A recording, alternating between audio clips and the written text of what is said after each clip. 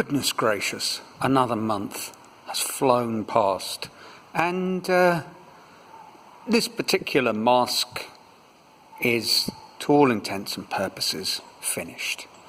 You know, I could carry on twiddling around, fixing things that aren't really fixable. It would be easier to make a new mask than change this one. And I'm happy with it. It's taught me a lot about working with this scale and the difficulty in maintaining form and structure. I tried a number of different strategies to keep things in place, and in the end, my feeble attempts failed to beat gravity. What I mean is that when I'm working on things, I might have them fixed in one position, but when I change the position of the mask,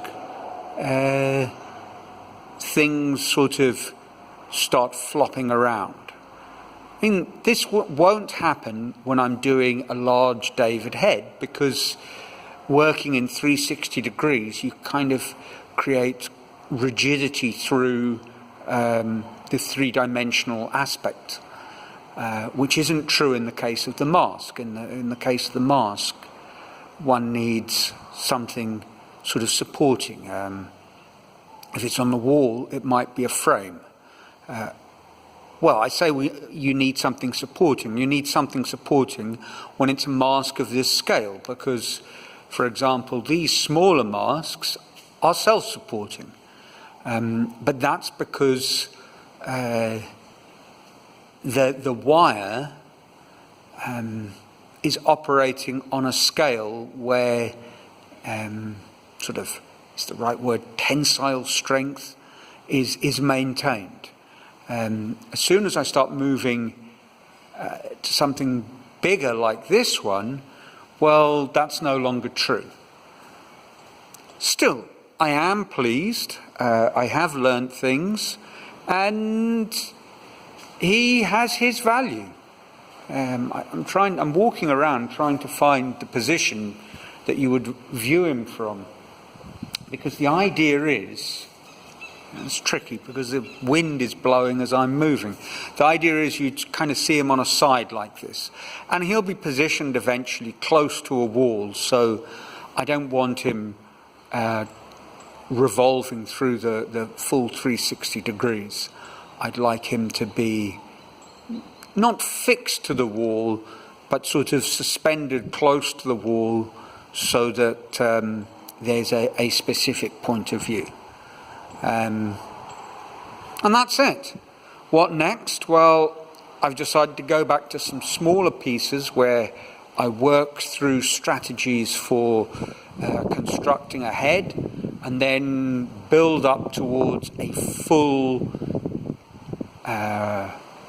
portrait-esque head study of David. I think it's time for me to not be afraid and to just go for it, and work sequentially, as sort of using a positive psychology term that has been mentioned in these films and many others by many people. Embrace deliberate practice. So that's where I'm going next. No regrets at doing this large-scale piece, because I think on balance he's pretty good. Okay, there's a window there, that doesn't work. I was thinking of trying to get some idea of scale, but I think you've got that. You can see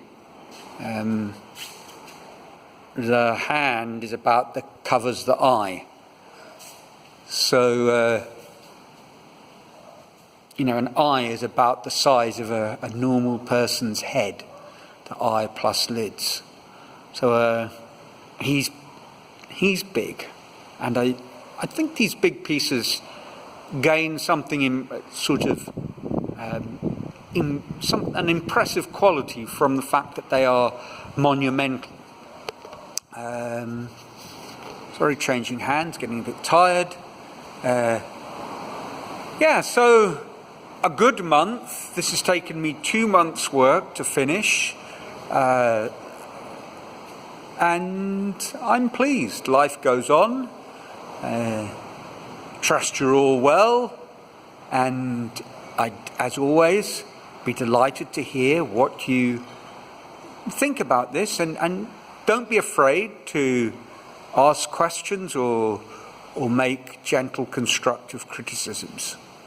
So there we are.